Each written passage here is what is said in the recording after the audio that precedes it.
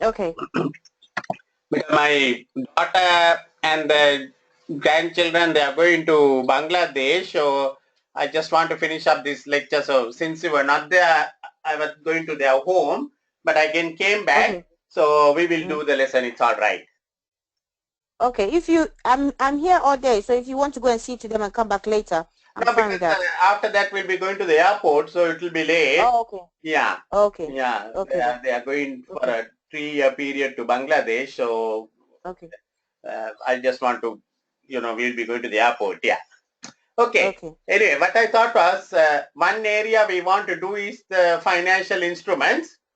So Yeah. let's look at on the financial instruments at least, which I can do something for you. Okay. So first of all, let's talk about what is a financial instrument. Okay. A financial instrument is something which gives you a kind of a contractual right and an obligation to a financial asset of one Okay. company and a financial liability or equity of another entity. Let me explain Okay. it like this. What is a financial asset? Now you will find in the balance sheet or the statement of financial position, the assets are property, plant and equipment. Then we have intangible assets. Then we have inventory. Then we have receivables. Then we have cash. Payable. Right? Cash. I mean, they are the assets. On the other side, we have the equity and the liabilities, that kind of a thing. So, if you really look at the financial assets are something which can be converted into cash. Now, property, plant and equipment, yes, it can be converted, but it takes a time. Yeah. Right? Inventory, it can be converted, it takes time. Receivable Okay. is something which can get converted into cash because that is almost cash. We have sold the goods. Now it's a matter of collecting money on a particular day. Cash is always a cash. So those are what we call financial assets. So you can note down Yeah. financial assets are always receivables and cash. Okay. And if you are given a loan to some person, that is also a financial asset. Okay. Similarly, what is a financial liability is all what we have to pay. Yeah. Your obligations. So that's again a loan or overdraft or something. It's a financial obligation. It's a financial liability. So if you really look at, we have on one side, it's a contract. Now I enter into contract to buy shares from the stock market. Right. So it is a contract that I enter through my stockbroker to buy shares. So from me, money will go out, a financial asset will go out, and I will get in turn equity, shares of another company. Okay. Now that is a financial instrument. The share certificate itself is a financial instrument. That's a contract where I promise to pay them the money. They promise to deliver me shares of a company. Okay. Right? Another way is where one company gives a loan to another company.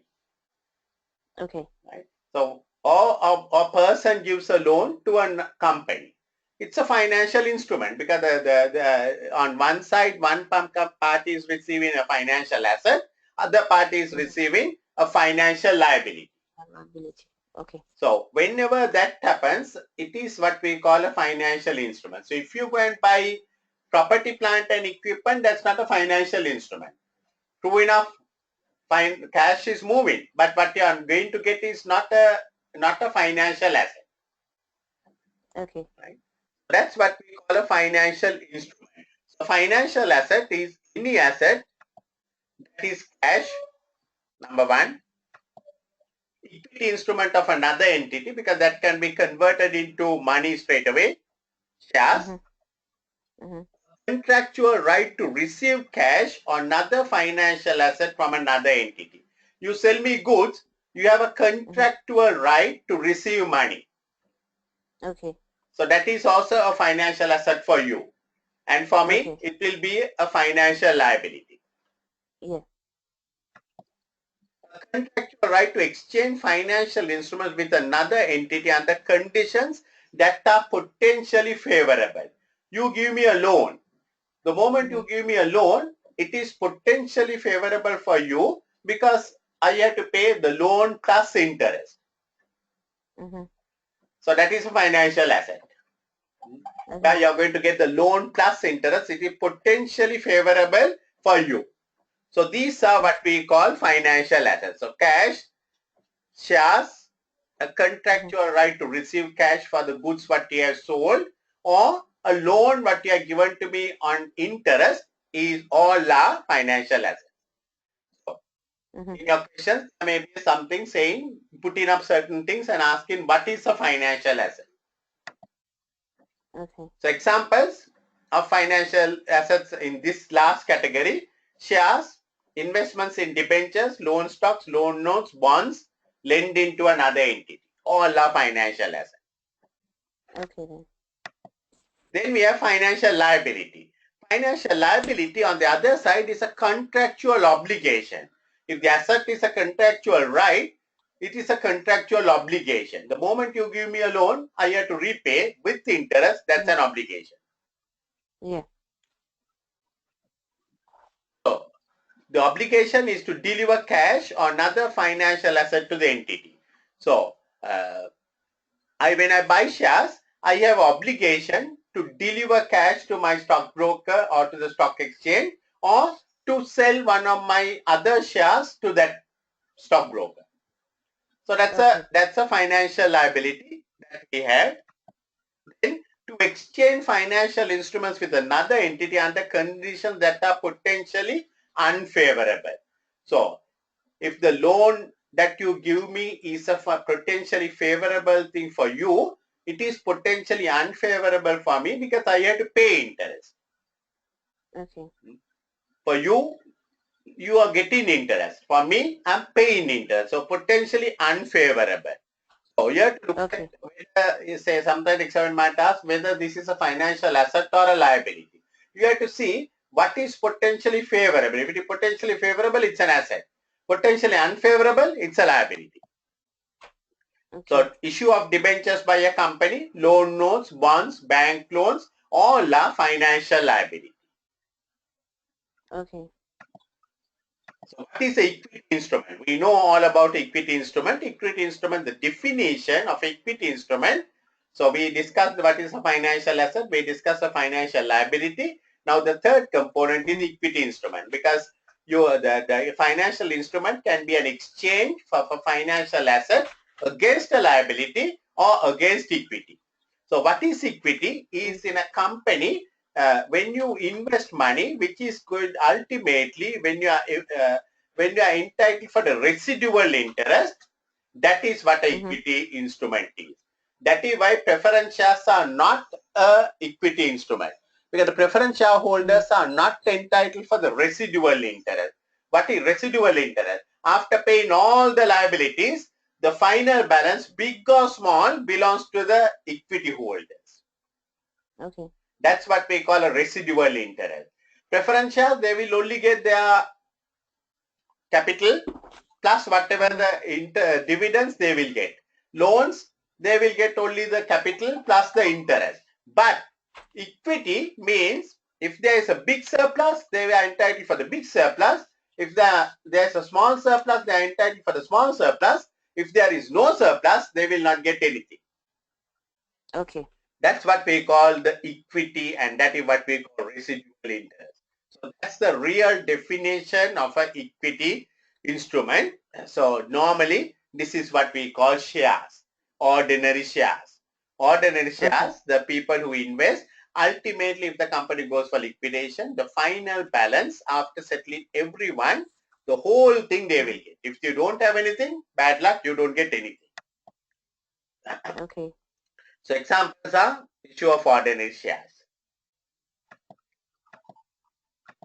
So there are 4 accounting standards dealing with all these things: IAS 32, IAS 39, IFRS 7, and the next one is IFRS 9. This will only come for January 2018. So at the moment IFRS 9 is not applicable, but sometimes I have seen ACC examiner putting up questions on the new standard. The new standard is what is going to replace IS 39 from 2018 will be IFRS 9. Okay. So at the moment, the relevant standards for us is 32, 39 and 7. Okay. So 32 all talks about the financial instruments presentation, right? How to present it in our financial statements, the so-called financial assets and financial liability. So the moment you issue loan, say your company, when they come to the market and issue debentures or loan notes or anything, they must recognize it as a financial liability. Or if they issue shares, they should recognize it as an equity.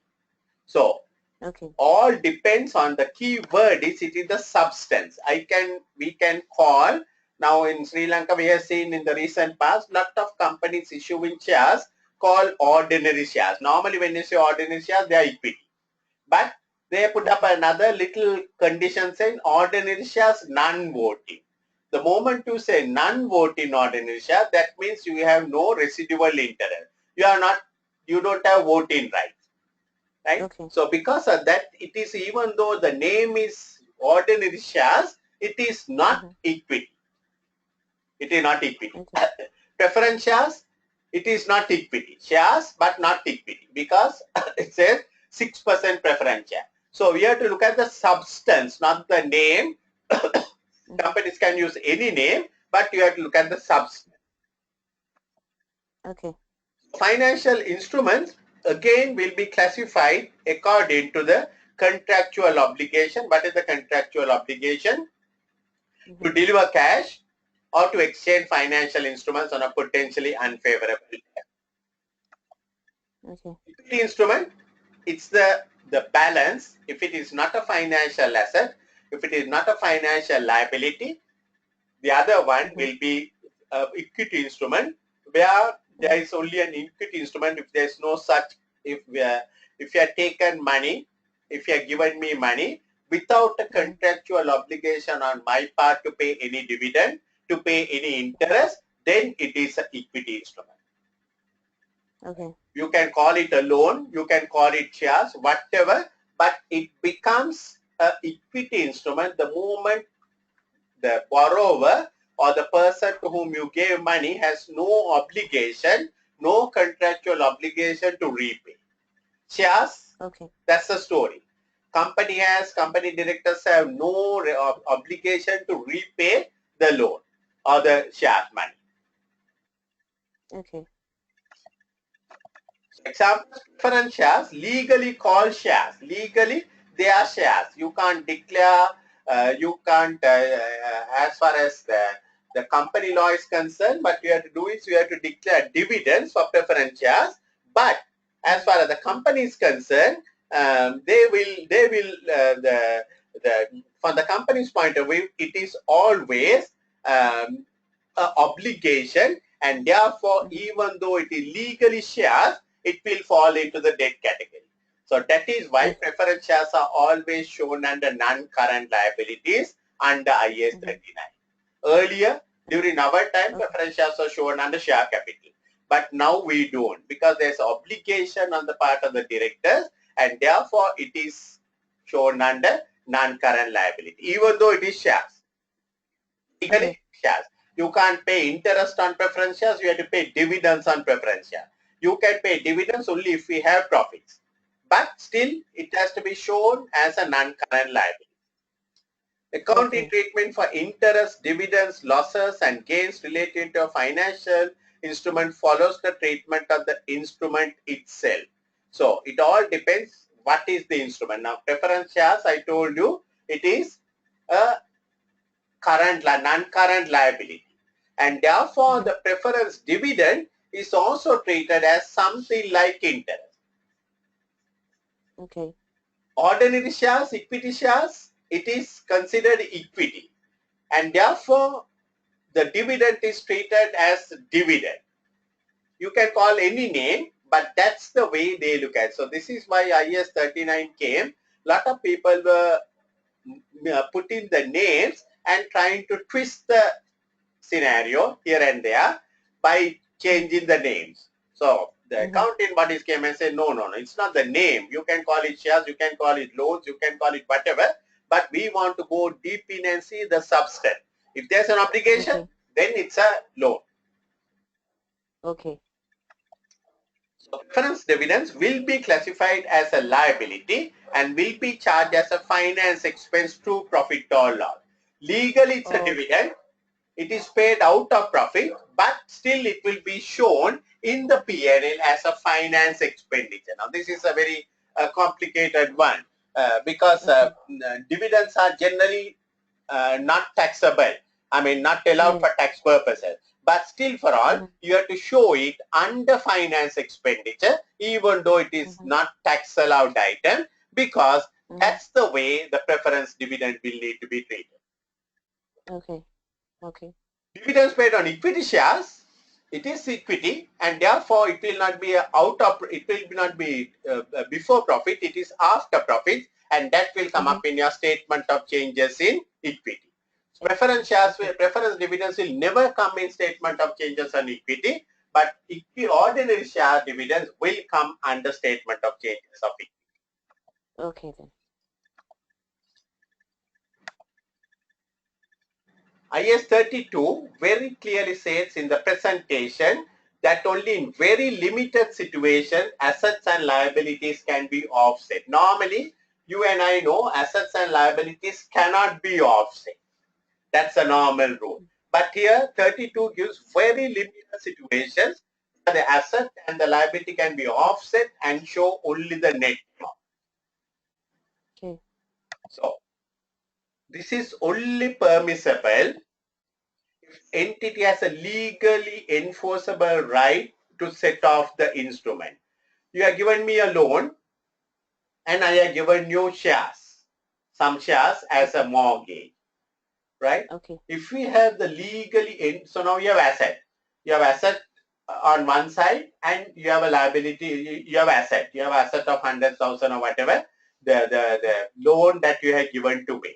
But if we have these shares which I have given, which you can set off legally, that you have the right because you have got a mortgage kind of a thing, then you can show the net amount. Right? 100,000 is the asset. If you can recover 80,000, 20,000, you can show it as a net. So that is only when it is legally permissible. Intends either to settle on a net basis or the realized asset and settle the liability simultaneously. So either the intention is always to settle only the net amount, or at the time of settling the liability, the asset will be sold and only the net amount will be settled. If those conditions are made, then we can show the net amount of the asset and the liability. One good example is these pension schemes. You know, pension schemes in the companies, according to IS 32, IS 31, it appears in both sides, the liability side and the asset side. Because if a company has to pay pension to their own employees, they might fund it outside. So they have asset and they have a liability. So the intention is to settle it on net basis, and therefore pensions is one account where we can show the net amount. You don't show the asset separately and the liability separately. You show the net of the asset minus liability or liability minus asset. Okay. So how to recognize? So IS 39 gives little bit of guidance, the measurement, how to recognize. This is a very important one. So initially, when you are recognizing financial asset or liability, when and only when it becomes party to the moment the contractual obligations arises, contractual obligation is signed, at that moment you will recognize it as an asset and you will recognize it as liability or as an equity. So initial measurement, there are, if you remember, there are 4 types of financial assets. Number 1, the financial asset, we call it fair value through profit or loss. Number 2, it is called held to maturity. Number 3, loans and receivables. Number 4, available for sale. So let me explain one by one little. Fair value to profit or loss means short-term kind of an investment. If you go and buy shares in the stock exchange, it is a financial instrument, it is a financial asset, but you have no intention to hold it for a very long period. Maybe you are taking it for 3 months, 2 months, sell it and make a big profit or a small profit. That is what we call fair value to profit or loss. Okay. Second one is held to maturity. The intention when you gave me the loan, you are taken some bonds of the company, and the company says it is going to be redeemed in 2020. Your intention at the time of investment is to keep it till 2020. Okay. Remember the word I said, intention. Sometimes you might sell it earlier, but the intention is to keep it till 2020. And also you must show very genuinely that you have the ability to keep it till 2020. If you are really in financial crisis today, right, you may not be able to hold on till 2020. You may have to sell it before that. In that case, it is not held to maturity. Okay. Right? So if you have the intention and the ability to hold on till 2020, then it is what we call held to maturity. Then over the third category is loans and receivables, the normal loans that you give it to me. There is no maturity period, anytime I can settle it. That kind of a thing. And when you sell goods to a customer, the receivable, the third category, what we call loans and receivables. Okay. The fourth one is nobody's child. That is what is not going to be in the IFRS 9. That is what we call available for sale. Anything that is not falling into any of the three first categories, fair value to profit or loss, held to maturity, or loans and receivables, will fall into this category. Okay. Now, let's assume you take shares in a company, you have no intention to sell it in the short run. You want to hold it. But for shares, there is no maturity period. Preference shares, yes, there is a maturity, but normal shares, no maturity period. But you have no intention to sell it today, tomorrow, day after. That kind of a thing will fall under available for sale. Long-term share investment. Okay. Or you have given me a loan, no period, the fixed deposit, you are putting a fixed deposit on a renewable basis continuously. That also may fall under available for sale. So available for sale is the fourth category, where nothing is falling into the first 1, 2, 3 category. It will be that one. Right? Okay. Now, when you buy some shares, let's assume that you buy shares worth 100,000 from the market. You have to incur certain transaction costs. Right? You have to pay brokerage. Now, the first item that I do, fair value to profit or loss, you will record the transaction at 100,000, the main transaction asset 100,000. The 5,000 transaction cost, you will write it off to the P&L. Yeah. Fair value to profit or loss. So you pay 105, credit cash 105, debit the investment with 100, and debit the expenditure with 5,000. But if it is a loan, if it is available for sale, if it is held to maturity, the entire 105,000 you will treat it as a asset value. That's one difference. That's one difference. Fair value to profit or loss, transaction costs are debited straight to the P&L. Other three categories, the transaction cost is added to the value of the asset, and the total amount is shown as the value of the asset. Okay. Right? So that's the first recognition you need to know. These are the questions you might get it in the paper. Then subsequently, now this is the initially. So you remember, if you buy short-term shares, the entire 105,000 you will debit it to the asset. Sorry.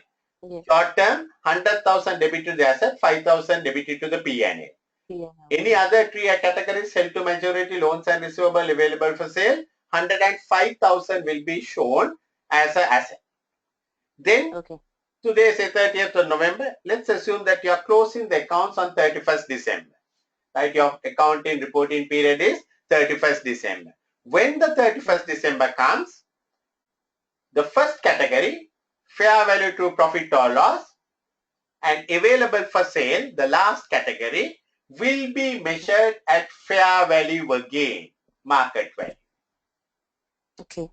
Now, for example, that 105,000, if it is fair value to profit or loss, you would have shown it as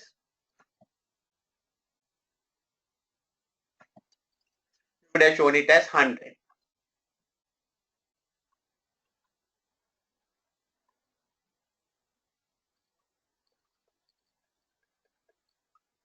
P&L charge 5,000. If it was available for sale,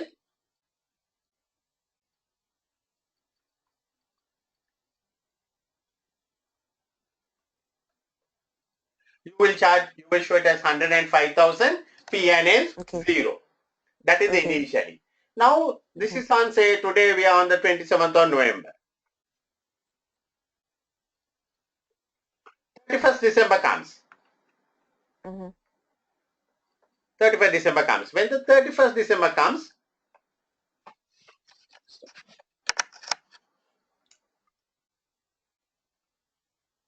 let's assume the market value is 120,000. 31st December. So you measure it, both the number one, fair value to profit or loss, and available for sale based on the fair value or the market value. So let's assume it is 120.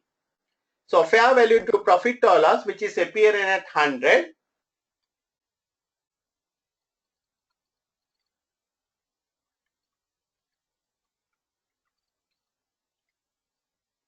now we'll go to 120. Okay. The 100,000 original figure will now be increased to 120. So you have made a profit of 20,000. Agree? Yeah. That 20,000 you will take straight to the P&L. So at the end of every year, you will value it. You will take it to the P&L. If it has come down to 95,000, 5,000 loss, you will take it to the P&L. Okay?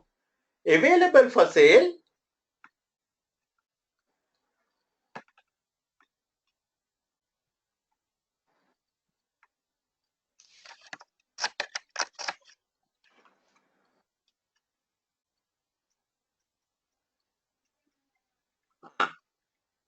Available for sale originally paid at 105.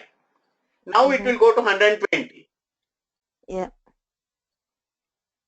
So the profit will be 15,000, but you are not going to show it in the main P&L. You will show it under other comprehensive income. Okay.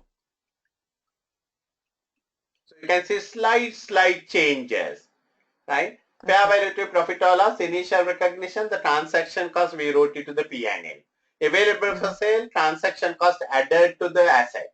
At the reporting date, we will revalue it, both these two kinds of assets. The fair value to profit or loss, the profit will go straight to the P&L. Available for sale, the profit will not be taken to the straight to the P&L, but it will be treated under other comprehensive income. Okay. So that's one little thing we need to know.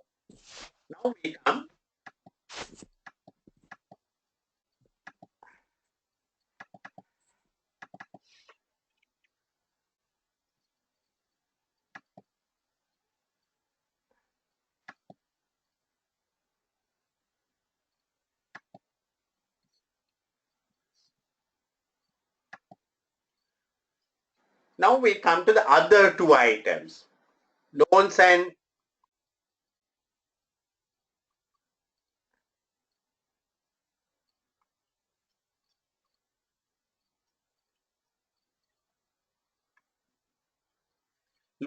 receivables held to maturity. Let's assume again 100,000 you have given me a loan and the transaction cost came to 5,000. So entire 105,000 will appear, P&L will be 0. Okay. Then same held to maturity also.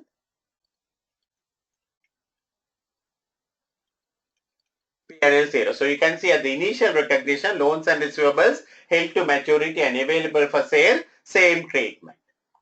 Okay. But at the subsequent measurement, available for sale was looked like the fair value to profit or loss, but these two items will be worked out at what we call amortized cost.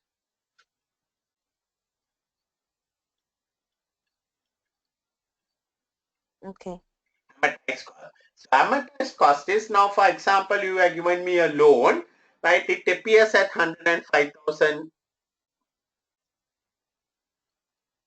in your balance sheet, but you gave me only 100,000. So I will pay interest only on the 100,000. Even though your asset is 105, you gave me only 100. 5,000 was some expenditure you incurred. That is not my baby. So I will pay you only on the 100,000 the interest.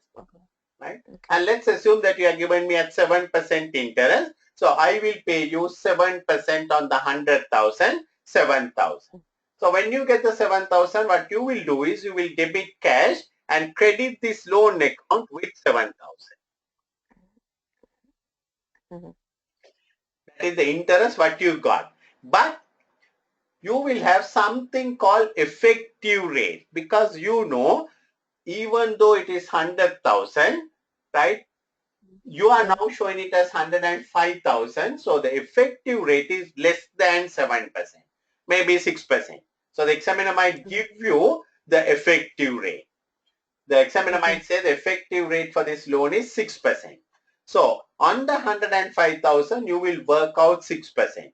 So on the 105,000, 6% is 6,000, 1,050, 6,300. You will work out that one. You will debit the loan account.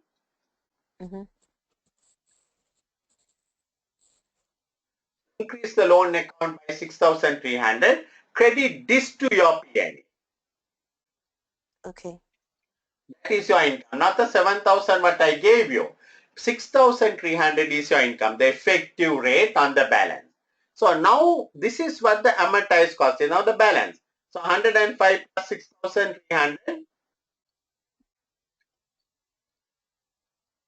111,300. 7,000 is what you have got. So 104,300 is what I call the amortized cost. Okay. What will happen next year? Next year you will start with 104,300. Right? On the 104,300 you will work out effective rate 6%. So on the 104,300 effective rate of 6% you will work it out, which come to 6,276. This is next year. Okay. And you will get 7,000. I will give you the normal 7,000.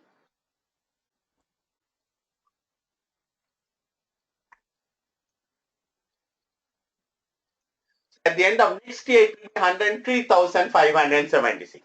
And it will go on like that till it becomes zero.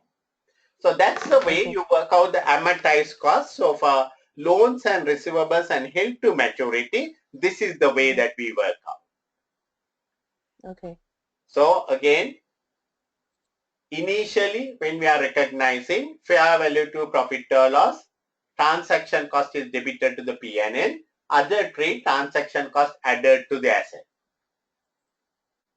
Okay. Right.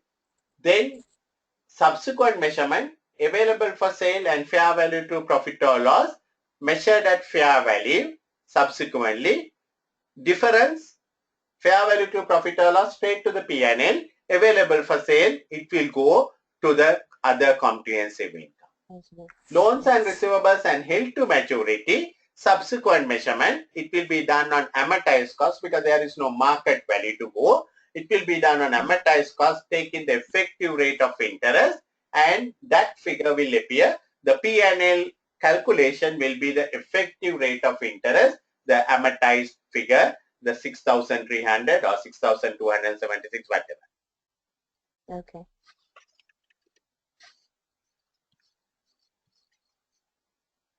So these are the key things that you need to know whenever we are looking on this area. So equity instruments are not remeasured after initial recognition. Now that's also very important. The equity instruments, that is the shares and all that kind of a thing, it's never remeasured. Okay. Right? So subsequent measurements, 4 types of instruments and 2 types of financial liability. So let's look at the first 4 types of financial assets. First look at the 2 types of financial liability. 4 types of financial assets: fair value to profit or loss, held to maturity, loans and receivables, available for sale. Financial liabilities, thank God there are only 2. One we call fair value to profit or loss. The one we call it financial liabilities. Only 2 items. Okay. Under liabilities. Right? So one is financial liabilities, other one is fair value to profit. If you look at the right hand side, fair value to profit or loss are the kind of liabilities where you have a short kind of a period. You know, some of these banks, they borrow just for 1 day, 2 day. That will be reflected under fair value to profit or loss. So it will be recorded at fair value. So if you take a loan of 100,000 on a short term basis for 2 day, 3 day kind of this money market borrowing, 100,000, you have to pay some transaction cost, maybe 5,000. You will debit that to the P&L and show the initial liability at 100,000. At the end of every period, you will restate the liability. Maybe it will appear at 105, 110 by the time you come up, and accordingly the difference, if the liability has increased, it's a loss. If the liability has reduced, it's a gain. You will charge it to the P&L. So just like the fair value to profit or loss asset, fair value to profit or loss liability. Okay. Then the financial liability, again, it is the same as held to maturity and loans and receivable. We go by the amortized cost. Start with 100,000. That amount what you have to pay as a transaction cost. So when you got 100,000, you have to expend 5,000 as a transaction cost. So you will show a net liability of only 95,000. Asset you add the transaction cost, liabilities you deduct the transaction cost. You will only show the net proceeds 95,000, because to get the loan 100,000, you have to pay some broker 5,000. So 95,000 will be shown. So the net proceeds will be shown. And on the net proceeds, you will calculate the effective rate. And whatever the interest you pay, you will be debiting it. And finally, the balancing figure will be the amortized cost. And that will be the figure that will go over and over again. So the same as the financial asset, only thing, it's the financial asset, we add the transaction cost. Here we deduct the transaction cost. Okay.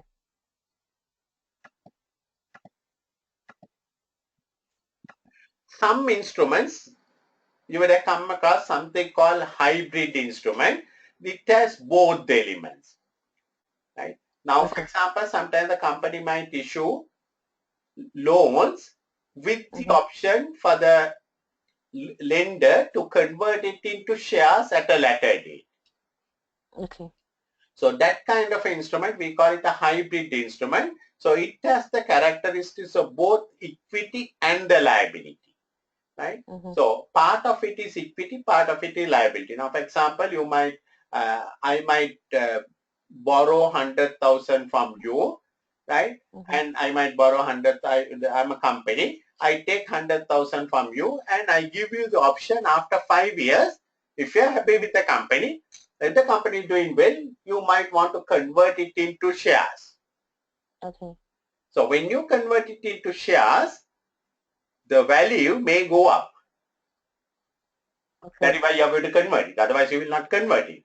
Right? The value may go up. So the 100,000 what you gave me initially today, we have to work out, okay, because there's a conversion option given. We have to work out on the 100,000 how much interest I'm going to pay every year, how much at the end of the period I'm going to, if it is converted, how much.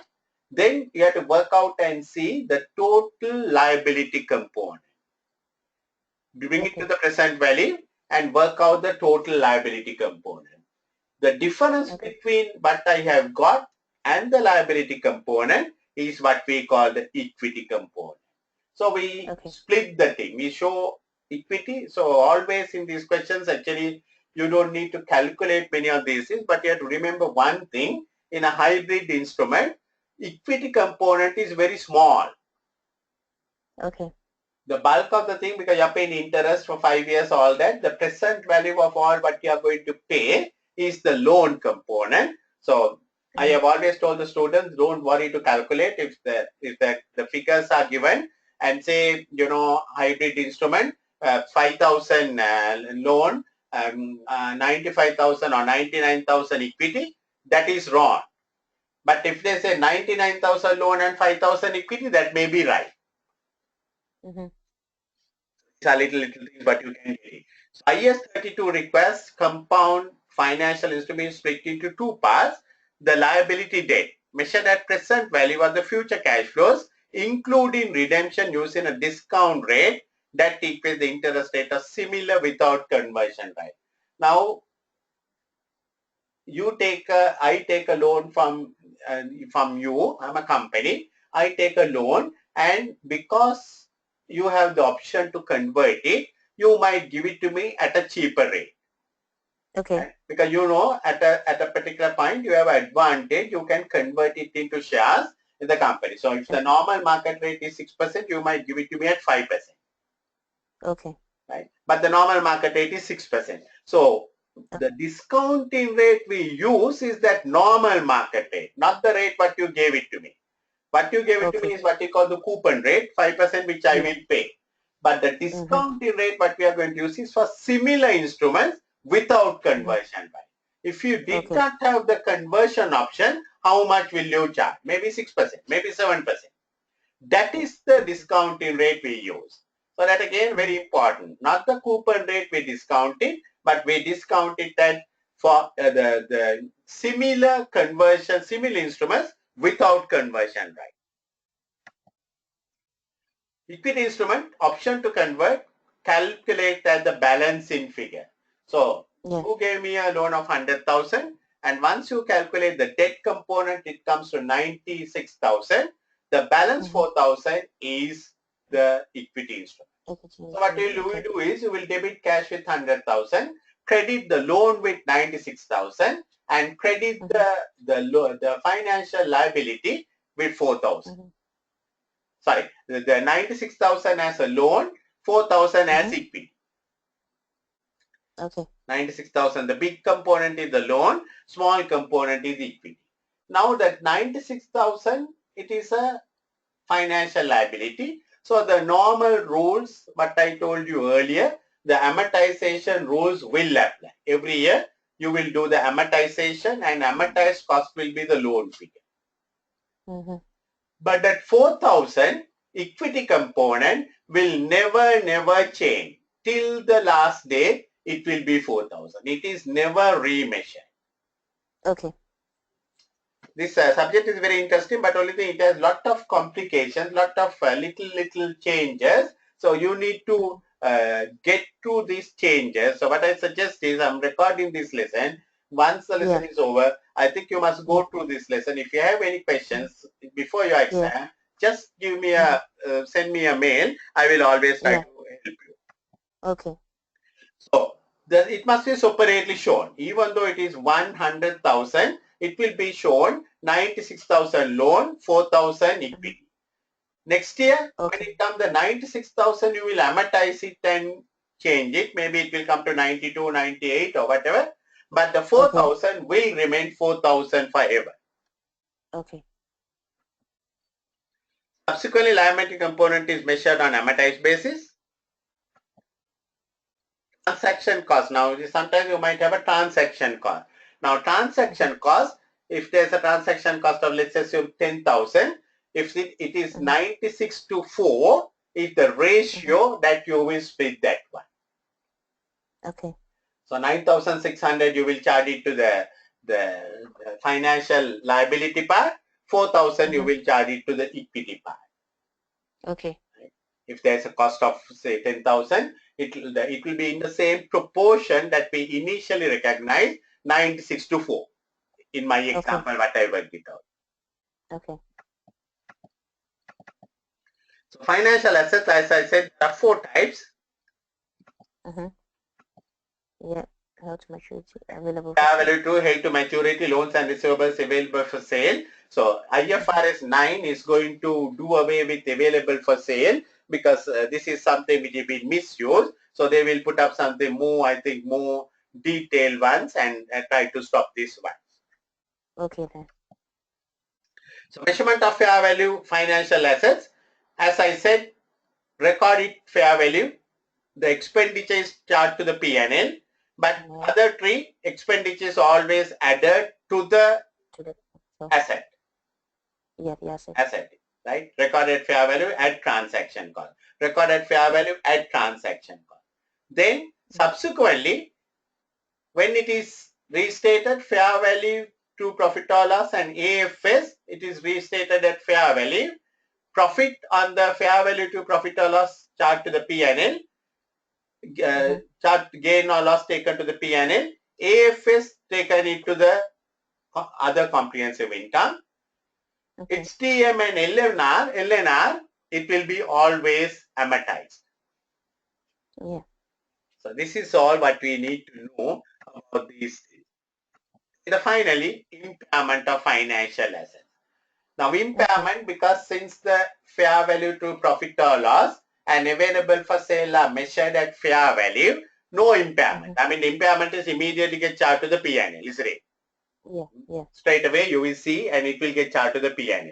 But since we are going on amortized cost on other items, the HTM and LNR, the amortized value may be sometimes more than the value, or that amortized value is what we are going to carry it in the books, but we might find, although the loan after amortizing you show that IOU or in your books the loan will appear as 108,000, maybe that I'm going bankrupt or something like that, and you have a chance of only recovering 90,000. Now that between the carrying value and the realizable value of the asset is what we call impairment. Any impairment should be charged to the P&L. So remember, impairment will apply only to the HTM and LNR. Other ones, because it is measured at fair value, any impairment straight away it is recognized, it goes to the P&L or to the other comprehensive income. So as per IS, at each reporting date, whether there is evidence of an impairment, you must see whether there is any evidence of an impairment. If there is evidence, a detailed review must be undertaken. So what are the evidences? Maybe the other company going bankrupt, or maybe some litigation happening, something. Whenever there is evidence, then you must do a detailed review. After doing that detailed review, if the carrying amount and the present value of cash flows estimated to arise, discounted, if it is going to be a difference, that is considered an impairment. Impairment should be recognized immediately to the P&L, not to the OCI, but to the P&L. Whenever we dispose asset, we must immediately de-recognize it. So that is, the contractual rights to cash have expired or you have received the money. Right? Transfers substantially all the risk and reverse of ownership of the financial asset. Then, upon derecognition, any difference between proceeds and carrying value of asset is recognized through P&L. So sometimes your asset is appearing at 107,000, but you get only 97,000. That difference of 10,000 should be charged straight to the P&L. So one of the key things is in our preparation of financial statement is to de-recognize the financial asset. The moment either you have got the money, or the moment you know that you are not going to get money, or moment you know that it is expired, nothing is going to happen, that it must be recognized. Right? If the asset was classified as AFS, any gains or losses, remember the available for sale, all the gains or losses, it was in the other comprehensive income. So the moment it is sold, from the other comprehensive income, it must be brought to the P&L. Okay. In the other comprehensive income, always what appears is, remember, it is the unrealized part. So the moment it is sold, it's no longer unrealized, it is realized, and therefore it must be recycled back to the P&L. Okay. So what was in the bottom, and because when it is other comprehensive income, we don't take it to retained earnings, we take it on the other equity. So from other equity, we have to recharge it back to the retained earnings because it is realized.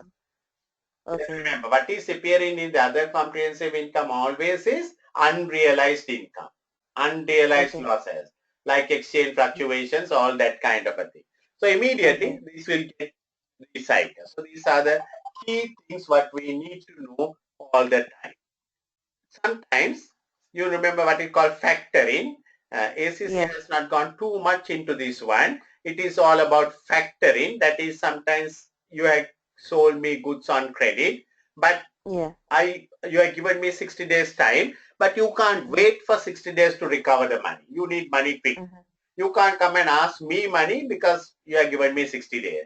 So you go to a factoring company and say, Kuma owes 100,000, and the factoring company will say, okay, we will recover from Kuma, we will give you only 96,000.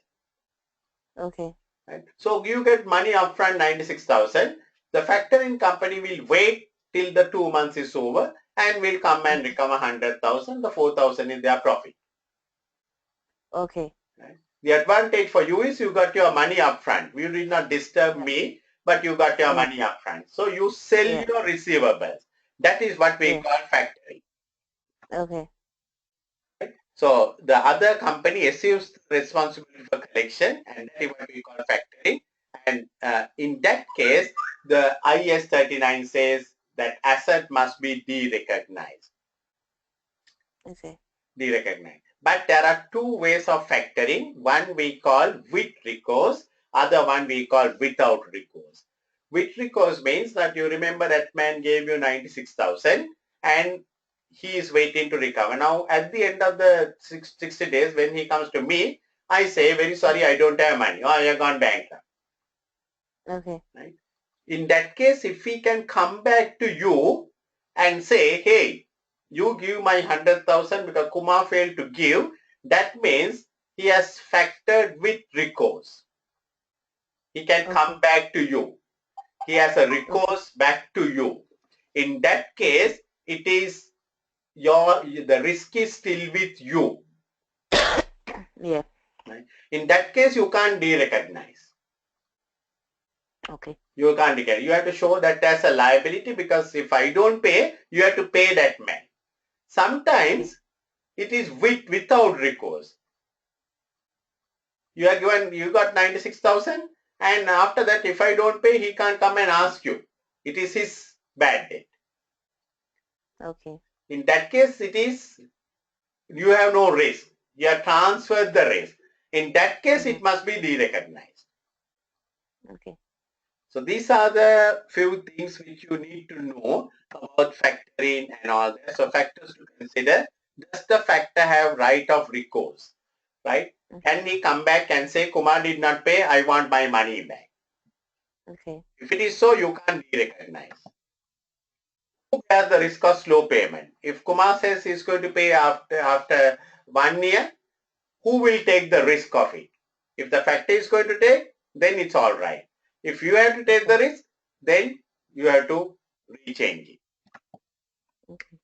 And the factor recover fixed amount, and if so, this reflect the majority of receivables. So sometimes it may say if Kumar does not pay, he can come and ask you not the 100,000, but he can ask 75,000. Majority of the receivables. Right? Yeah. 75,000. Sometimes it may be only a small amount he can come and ask. If Kumar does not pay, he can ask only 5,000, 10,000. So if the majority amount is still under your control or you are under liability, then you cannot de-recognize. But if it is a small amount, you can de-recognize. These are little things that what you need to know. So basically, this is what we need to know about the financial instrument, right? So I have done couple of slides on this one, a little chart how to work it out. I'll send you all these things for you to just to go through. If there's any, your exam is on the 5th of December, you said, no? On the 6th. 6th, yeah. Right. Yeah. So yeah, I will not be available 5th and 6th, but maybe 6th. I wanted to take the 1st and the 2nd off, but because of month end at work, I can't. So I only have the 5th, the 5th off. So next week, from Friday, next week Friday, I'm off till I finish my exams. Next week Friday. Yeah. So if you want, let's say Friday, I'm little bit free. If you want, I can do something in the morning on Friday. Friday in the morning, what time will it be here? I have to work on Friday because Friday is you're working working on day. Friday. Yeah. You're working on Friday. I'm working on Friday. Yeah, I'm working on Friday, but Saturday, Sunday, Monday, I'm free. Yeah, because Monday I'm going out of the country. So Saturday and Sunday should be all right. Sunday I have a little bit of work, but Sunday, say Sunday around about Sunday morning hours. How are you? I'm fine. I'm free all over because I'm just doing studies. Okay, so shall we make it round about Sunday 7 o'clock in the morning? Is it too early for you? No, that's UK time. Yeah, UK time. Yeah, that's fine. 7 o'clock? That's fine. So shall we make it Sunday? Yeah, I will do these questions. Okay. And I'll try and send them to you. That's correct. I think that is what you must do. Yeah, I will try to keep Sunday 7 o'clock free for you, 7 o'clock in the morning, UK time, right? Yeah. Because I will be available. So I will try to see. Tell me whatever, any area that you want particularly to do. And the only one this one is really good. The financial instruments. Okay. You've taught me. Yeah. The only place I want to look at is the tax. Tax. The tax in the publishing accounting question. The question. Okay. Okay. Right. Yeah, that is deferred tax and current tax payable. That area. Yeah. Deferred. How to calculate that? Because I know it's very easy, but I always get complicated with that one. So I will do that one for you on Sunday. Yeah, so I'll try and answer these ones and I'll send them to you. Right, yeah. Okay. Yeah. Okay. So you have a nice thank you. Have a great day. Bye. Bye. Bye. Thank you. Emma, I'm starving.